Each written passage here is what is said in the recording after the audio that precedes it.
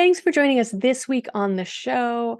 This week, I am taking a little look into how stress is impacting our lives. That is it really an impossible goal of balance? And how working with a stress management coach or a stress buster like myself can help you move the needle and start creating the change that you want to experience in your life. So glad to have you with us. Living in a stressful world doesn't mean you have to give up on happiness. Instead, you can shift your perspective of stress and discover how to live your life in flow. Welcome to Happified. I'm your host, Susie Vine. Join me for inspiration and interviews with folks who are shining their light in the world in the areas of positive mindset, health, and wellness. I'm so happy to have you here. Welcome back. I am so happy to have you with me this week on the show as I dig into a topic that maybe I take for granted through the cumulative information that I share with you through all of these episodes. I think you know how important I feel it is to find your own definition of balance through having a healthier relationship with stress.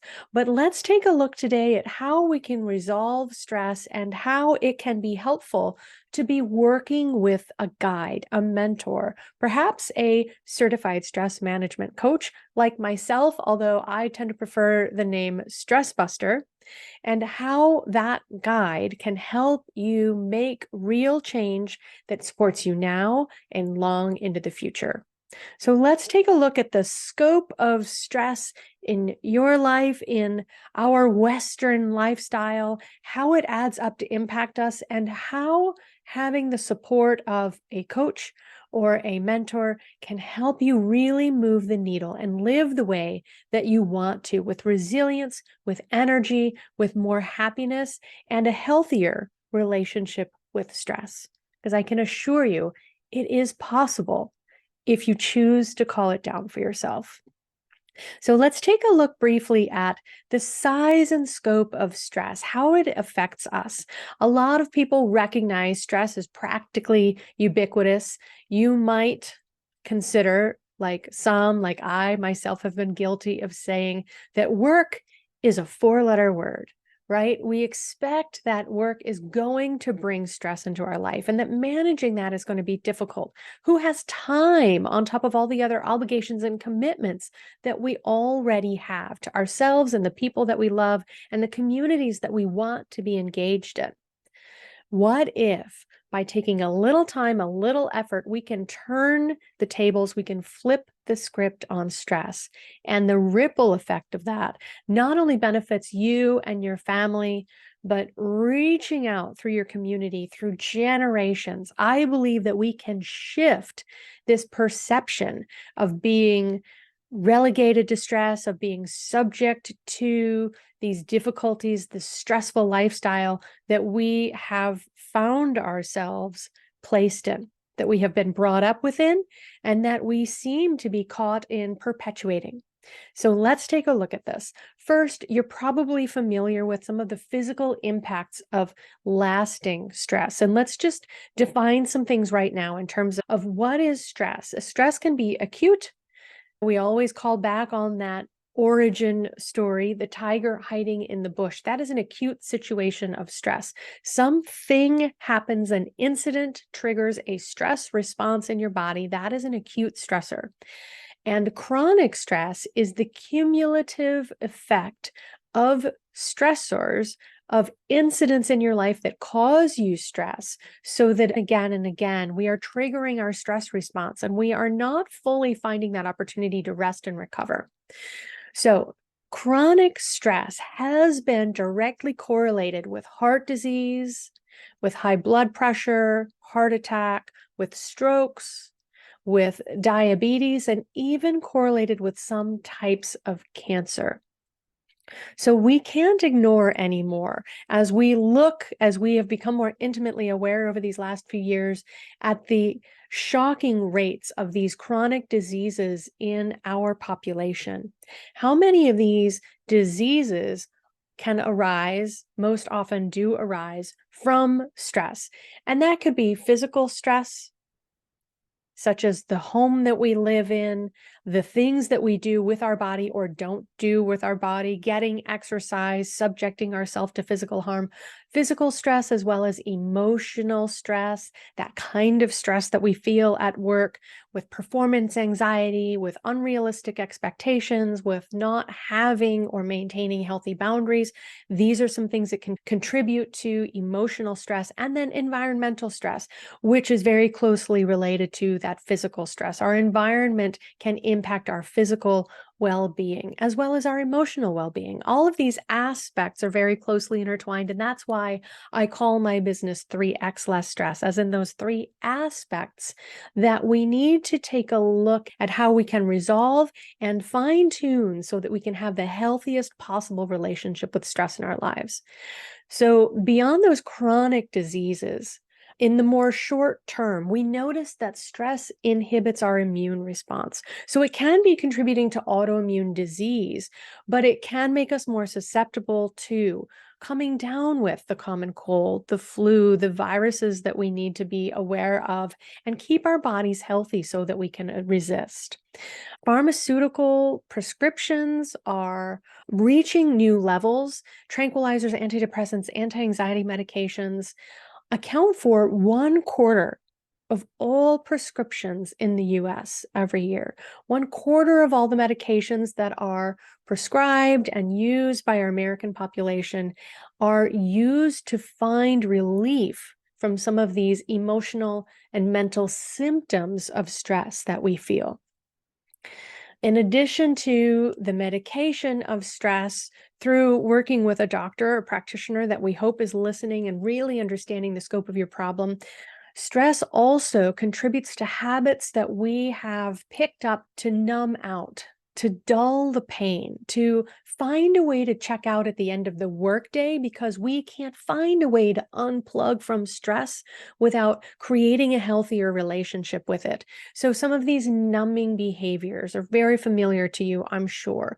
Using alcohol in an unhealthy fashion, soothing ourselves with food. Of course, stress drives food cravings. So there's the emotional component as well as those biological cravings of stress that lead to weight gain.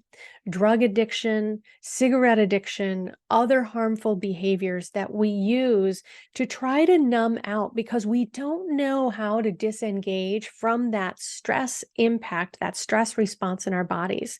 And so these coping mechanisms can be so detrimental. You can see how these can contribute to even more chronic diseases that we really need to avoid. If you were listening last week and I was talking about how we can look to maintain our independence, it's so important. If we want to love the way that we are living long into the future, we need to avoid these harmful habits. We need to be looking for ways to foster our health now.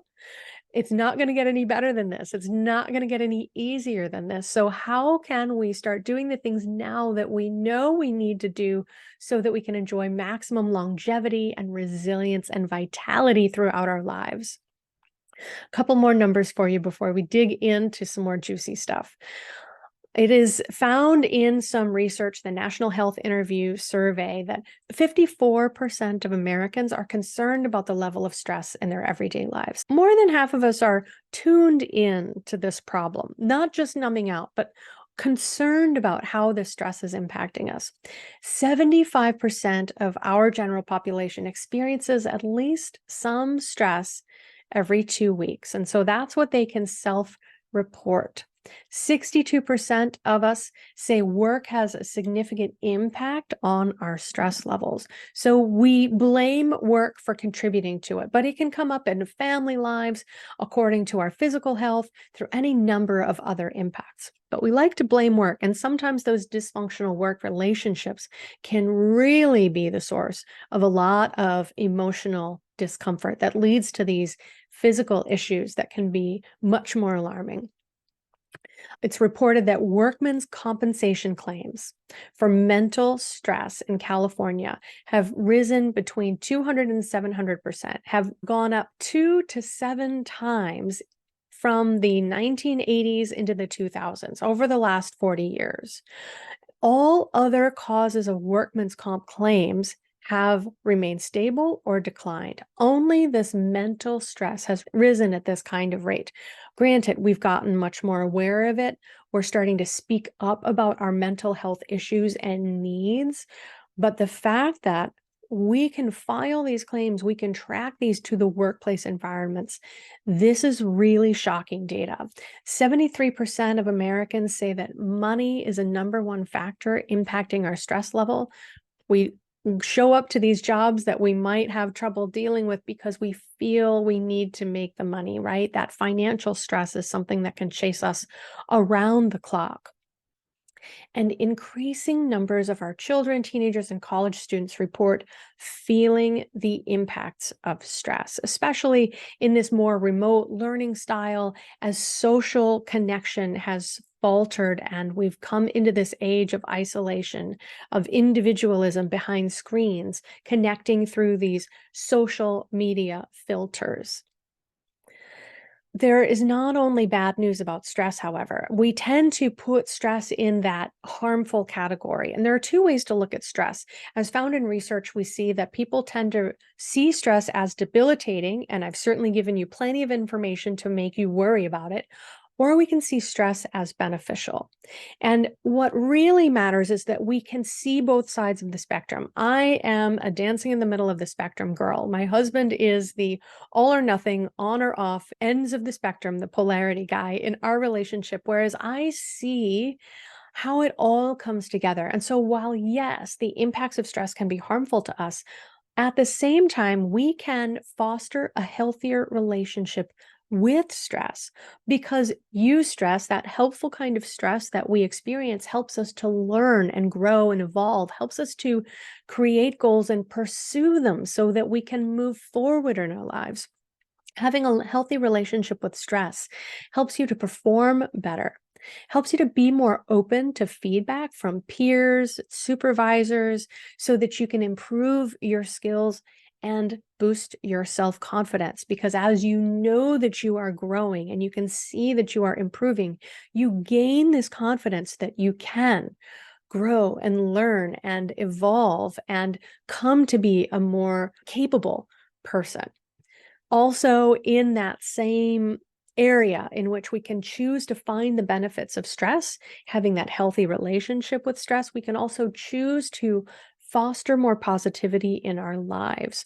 We're not subject to the emotions that we feel. While the emotions that we feel are vitally important because they're messages that are telling us where we have old wounds that could need to be recovered, where relationships find points of struggle that we need to find a way to communicate through and grow.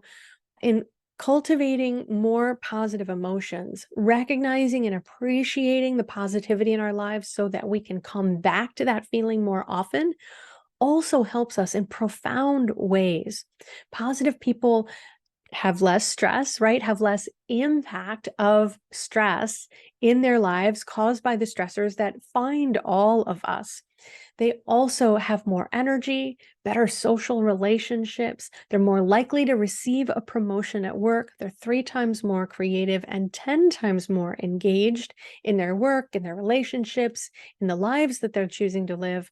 They have better performance, higher productivity, and higher sales. These things have all been measured in the field of positive psychology by people who rate higher in the satisfaction with life scale, who rate themselves to feel more positive.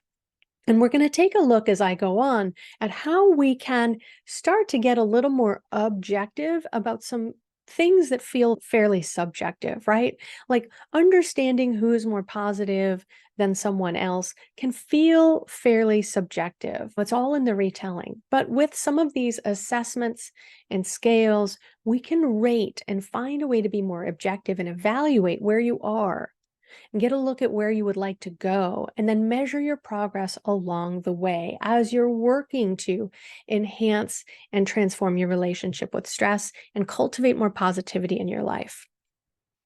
So I've already talked about the differences, the core differences in some stress, acute stress that happens in an incident, in a situation that causes stress. And then chronic stress can be the accumulation of your stress response over time from a series of acute situations, right? And we've talked about the emotional impact of stress, the physical impact of stress, and our environmental impacts. So I'd also like to take a look at where stress can show up in our lives, because most of us, as we've already seen through some of this research, most of us see stress coming from work. But I don't believe that we tend to give it all back at work, right? We don't feel that's appropriate. We can't hand off to our supervisor everything that we feel, all of these stress responses. We tend to bite our tongue or we try to stuff it, which is that unhealthy way of dealing with our emotions that can cause bigger issues down the line, emotionally, physically, in these relationships. Beyond experiencing stress in the workplace, stress also impacts our relationships. And this is what really breaks my heart, is because I think that people don't recognize that the stress they might be picking up from work is starting to roll downhill and impact their most precious relationships with their loved one, their partner or spouse, their children, their family.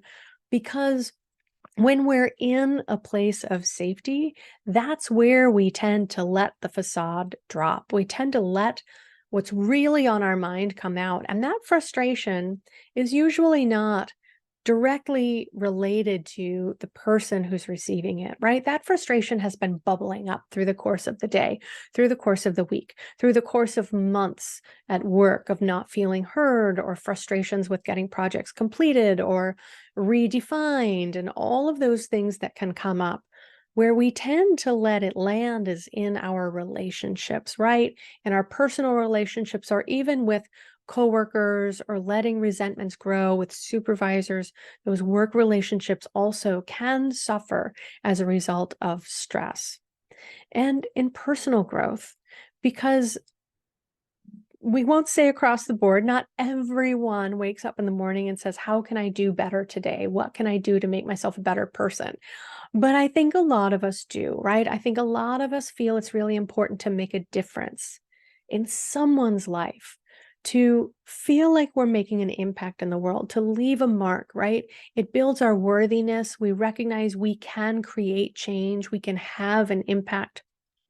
And that confidence, that ability to reach out and engage in our community can really be squelched by these situations, this chronic state of stress. We lose our energy, we lose our vision, we lose our belief in ourselves and our confidence, because we haven't been able to move the needle. We haven't been able to recover from our own stress. So we start to believe that we can't make a change in our life, that we can't have the impact that we feel called to do in some way. That might be having a podcast like I do, being involved in charitable groups in your area. It might just be in showing up and being the best person you can be as a parent to your children, so that you can raise good humans to go into this world with the skills that they are going to need to be resilient, to be healthy, and to have vital lives. So how can we work through these struggles that we have, and how can we see how it can really start to hold us back? It's said, some people like to say, I love these quotes that I can't trace the origin, that pain pushes until pleasure pulls. So if you have trouble getting a clear perspective on what life would be like if you just weren't running on stress, right? If you could switch your gas tank from stress, from adrenaline and cortisol and that kind of energy that leaves you wired and tired, if until you can switch that fuel to the self-care, to the nourishment that leaves you rested and restored, how can you start to make these changes? So sometimes we have to get really present to how uncomfortable it is, how dysfunctional some things are in our life, so that we can be clear. We can draw a line in the sand and we can say, I'm not going to let my relationship suffer anymore. I'm not going to miss out on opportunities at work because I'm unable to fully express myself, because I'm so stressed out I lose my words. I can't communicate clearly and effectively. How can we magnetize the pleasure of having this beautiful, resilient, healthy relationship with stress. I can hear you laughing. There's a part of me that wants to laugh too, because I'm not immune to this, right? I'm living and walking in this reality with you. I have a part-time job, and this passion of mine and this commitment to improving the lives of anyone who hears my message and feels inspired to make change happen, right? That comes with a lot of time commitment, with not a lot of monetary compensation yet. And it can be a struggle. I'm walking this road with you. So I am not immune to the temptations of numbing out after a real grind of a day. I'm not immune to that fuel that can drive me to the finish line when I'm running on adrenaline and cortisol because I'm behind the deadline. I feel like I'm under the gun. I feel all of this pressure to perform. And as an old theater girl, as the backstage painting maven, it was always all clocks count down to opening night. So I can fall into that pattern, and I can see the benefits of getting the rest that my body needs, of eating the food that I know nourishes me, of being connected in relationships so that I feel seen and heard and supported, and I can do the same for other people. That kind of juicy, very present, very fulfilled life is worth giving up some of those crutches, some of those habits that I may have picked up recently, that I may have been indulging in for years or even decades. I'm in my later 40s. Habits die hard, right? So how can you get present to the pain that you want to shift until you can get really familiar with, you can start to feel the pleasure of the benefits of changing your relationship with stress? Because sometimes we have to go out on faith, right? Sometimes we don't see a lot of demonstration that this is even possible. And we have to just believe that it is. Believe you could be a pioneer in this life that is so demanding. The notifications and alerts are always dinging and whizzing.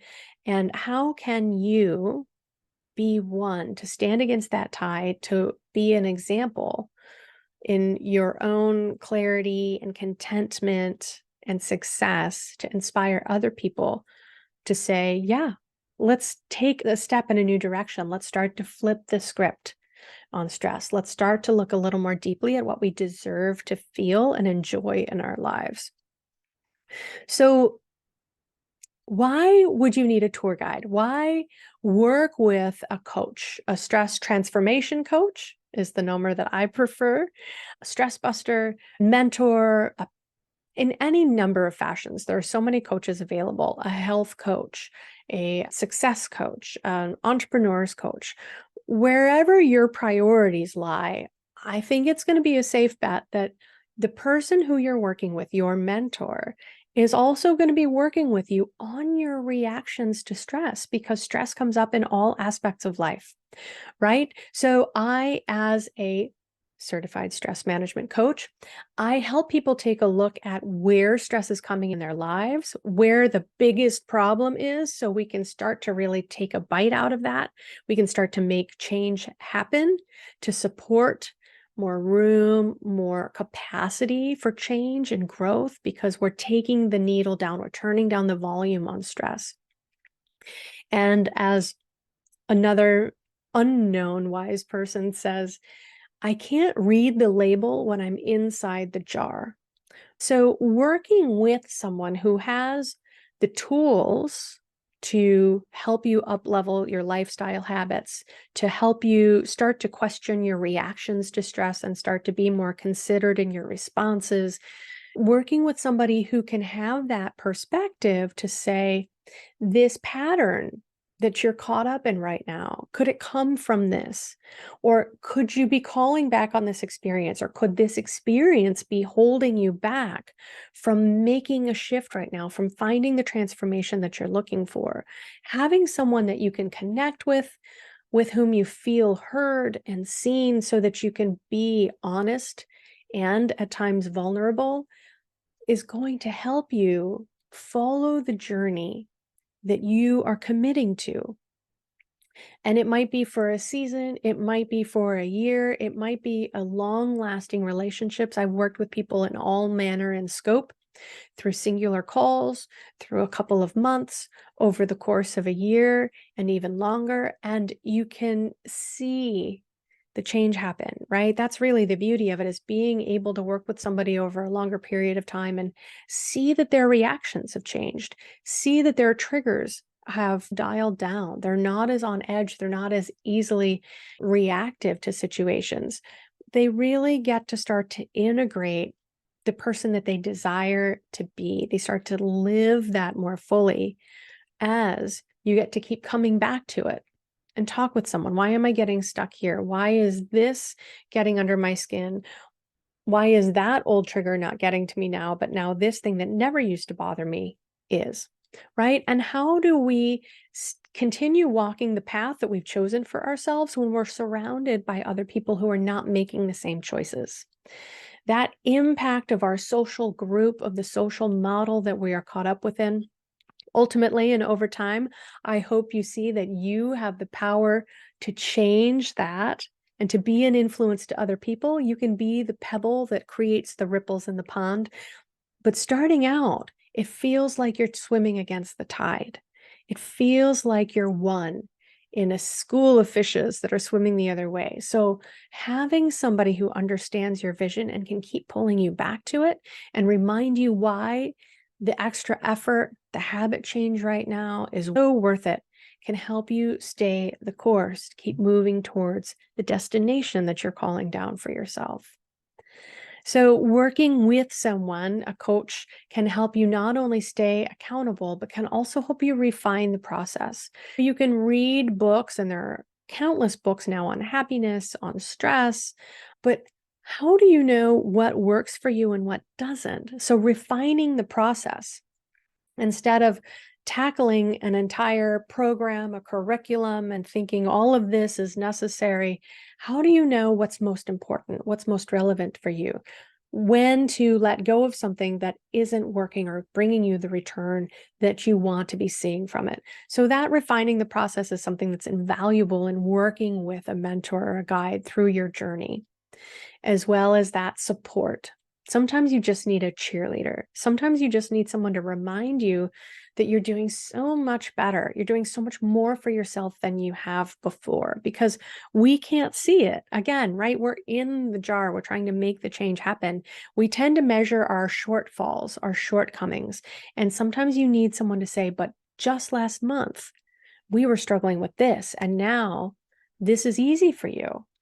A couple of months ago, you were having trouble getting beyond this phase. You're 2 phases beyond that now. So give yourself a little credit to receive that recognition, and all of that support, again, is so priceless when you're working with somebody who understands your goals and can help you try to take the steps you need to get there. So what does it look like to work with a stress transformation coach? First of all, as I already said, there are ways that you can get a more objective look at some pretty subjective feelings, right? How stressed do you feel? How happy do you feel? What would you like to feel more of? These can be like airy-fairy questions sometimes. And using assessments like that satisfaction with life scale, looking at the triggers that cause stress in your life and quantifying how reactive you can be to those, so that you can identify the biggest needle mover, where to begin, but also so that you can measure your progress. You can look back and notice that those triggers don't affect you the same way, or might not even get to you at all as you grow and evolve. So having somebody who has access to those measurement tools is really important, but also an array, a toolkit of stress management techniques, of exercises, ways that, again, you can fine tune what's going to work best for you. There are so many different breathwork exercises. Which practice of connecting with your breath and getting present in your body works best for you? Sometimes you can't just get that out of a book. You can't just learn that in a YouTube video. You can get some tips, and I've shared some tips in that regard as well. But to really get to the source to make the fastest growth, it helps to have someone who can say, that doesn't seem to be working for you. Let's try this. What's the best method of mindfulness for you to engage in that doesn't stress you out? Because when you're trying to do the things that don't jive with you, you're only causing yourself more frustration, more stress. You're losing that confidence in your ability to grow and change. So having somebody who can really guide you along the path, to identify the path, keep their eyes on the goal with you, encourage you along the way, and refine the journey is so important. So having that perspective too is another very important tool. Sometimes we get caught up, we think that it's the one thing, right? We think it's the one problem, and this, if we could solve this one problem, everything else would be handled. And sometimes that perspective of someone else saying, but these are contributing to it, or this is why you haven't been able to resolve that, can help you make progress faster. So I talked a little bit already too about running on the wrong tank, using stress as a fuel instead of recognizing that we can experience good stress, we can learn from stress, we can move away from the harmful stress effects of different situations, and we can be more selective in our responses to stress in our lives. I think that, again, that perspective and working with somebody who can tell you, you're not using this to its fullest advantage, or you're starting to fall into that pattern of procrastination and chasing deadlines and running on the wrong fuel again, because those habits, those second nature reactions can be hard to unwind. Instead, you can be looking for ways to stack habits to make the small changes. Sometimes we feel like we've got a long ways to go. That goal feels really far away. We need to make a bunch of big changes really fast. Right? And a coach is probably going to tell you to slow down on that, because they know and they've seen that it's really hard to maintain a radical change like that. So how can you incorporate more of the ways of being that person you are aspiring to be embodies? It's not about, I have a fitness goal, I need to run a 10K in 3 months, and that's all that's on my list. But how can we become a person who runs? Become a person who runs consistently, become a person who eats nourishing food so that their body recovers from the run. How do you become the person who can easily do a 10K running event when historically you've been the person to Netflix and chill? Right? So finding someone to unwind, to help to pave that journey for you with the right habits, stacking them in the right order, making sure you're rewarding yourself and celebrating your whole journey is so important. So I'd love to know what you think. I've shared a lot of insights, some ways in which you could work with a coach. I'd love to hear if you've worked with a coach before, in what capacity. Maybe you worked with a nutrition coach, an exercise coach, a career coach. Do you see in retrospect and with the things that I've been sharing with you that maybe that coach, that guide gave you some tools to better handle stress in your life? Or would you see how working with a coach to help to change your relationship with stress could trickle over to finding it easier to eat healthfully, finding it easier to engage in the activity that you want, finding it easier to grow in your career in the way that you choose? Do you see that interrelation? I'd love to hear any ideas that are percolating for you there.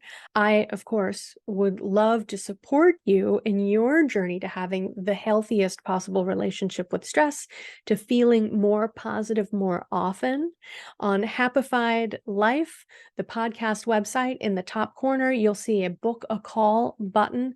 I've got that link available for people who want a short conversation to identify the biggest stressor in their life. Identify a couple of things that you could start to do to move the needle on stress. See how it feels to work with me, to be in conversation with me, to see if I can help you start to make progress. Because I really think that conversation is enough to reveal to you how much better your life could be if you start to entertain the vision of what is possible. right? Sometimes we're so busy struggling to survive, we can't see where we're heading. We just know where we're coming from and where we don't want to go again. But what if somebody could help you get the clarity to clear a path towards the place you want to go and help you chart that course? If that's me, I would love to connect with you. If I've inspired you to reach out to somebody else that you've been in conversation with, congratulations to you for making the change that you can see you need to step into being the person that you desire to be. Thanks for joining me this week on the show. Thank you for being a listener, for doing what you do to make your change in the world, to take care of yourself and all the people that you love. And until next time, take good care of yourself. I'll see you super soon. Thanks for joining us today. To learn more about living life with less stress and more flow, visit happifiedlife.com.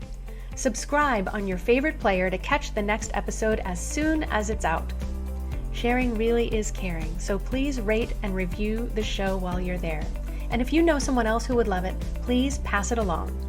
Until next time, my friends, keep on shining.